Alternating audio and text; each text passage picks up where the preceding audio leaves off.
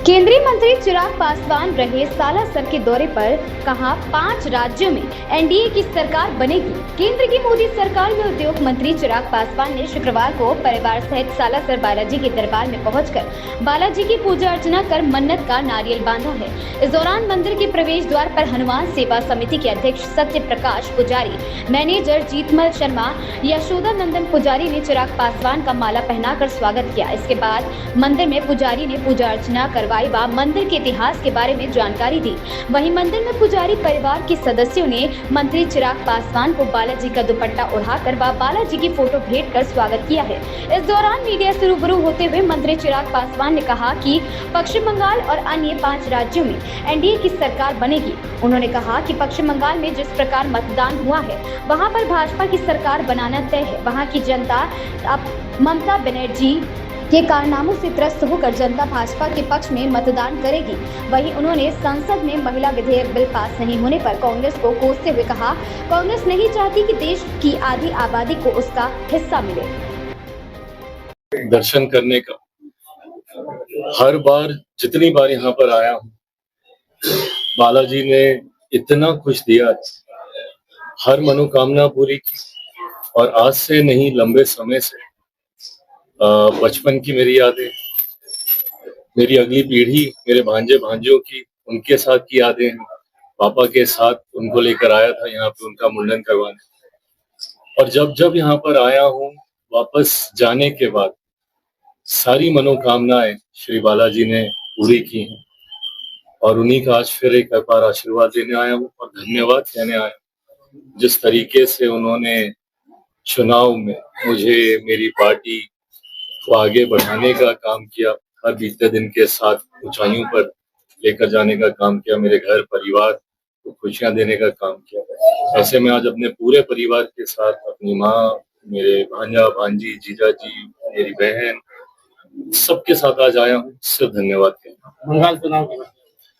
बंगाल चुनाव जिस तरीके से कल मतदान और मत प्रतिशत में वृद्धि हुई है, ये अपने में दर्शाता है कि जनता किस तरीके से मौजूदा मुख्यमंत्री ममता बनर्जी जी के कार्यकाल से त्रस्त है।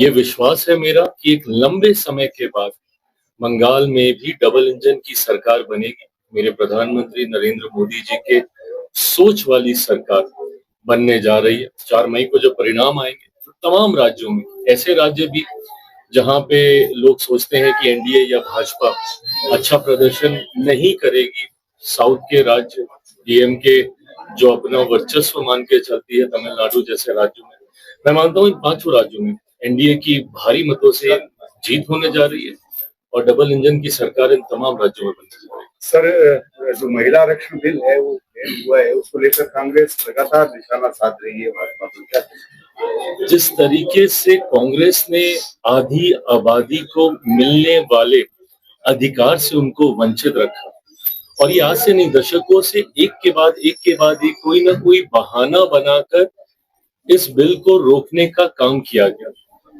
कभी बहाना रिजर्वेशन विद इन रिजर्वेशन बनाते हैं, कभी सीटों की संख्या कैसे होगी उसको बनाते हैं, और इस बार इन्होंने आधार बनाया डिलिमिटेशन को लेकर। मैं मानता हूं मेरी सरकार के द्वारा दिया गया डिलिमिटेशन का भी जो प्रपोजल था, इससे बेहतर प्रपोजल हो नहीं सकता। कारण अभी तक तमाम राज्यों और खास तौर पर साउथ के जो राज्य हैं, उनको इस बात की चिंता रहती थी कि अगर सेंसस के हिसाब से, पॉपुलेशन के हिसाब से अगर डिलिमिटेशन होता है तो कहीं ना कहीं उनकी सीटें कम होंगी। इस बात को ध्यान में रखते हुए गृह मंत्री जी ने भी जब सदन में अपना वक्तव्य रखा, उन्होंने बताया कि हर राज्य की मौजूदा संख्या के हिसाब से उसमें 50% की हम लोग वृद्धि करने जा रहे हैं, और इससे हर राज्य का मौजूदा परिस्थिति में जितना प्रतिशत उनकी उपस्थिति इन टर्म्स ऑफ सीटों की संख्या है, वो उतनी की उतनी ही रहती। भले वो साउथ के राज्य हो, नॉर्थ ईस्ट के राज्य हो, नॉर्थ के या वेस्ट के कहीं के भी राज्य हो, कहीं पे किसी को इससे कोई नुकसान नहीं होता। ऐसे में इसको आधार बनाकर महिला आरक्षण, नारी शक्ति विधेयक, इसको रोकना, मैं मानता हूं ये पूरी तरीके से गलत है। कांग्रेस और उनके सहयोगियों की ये सोच रही है, वो कभी भी आधी आबादी को उनका अधिकार नहीं देना चाहते, और ये वही पार्टियां हैं जो बार बार विरोध करती है।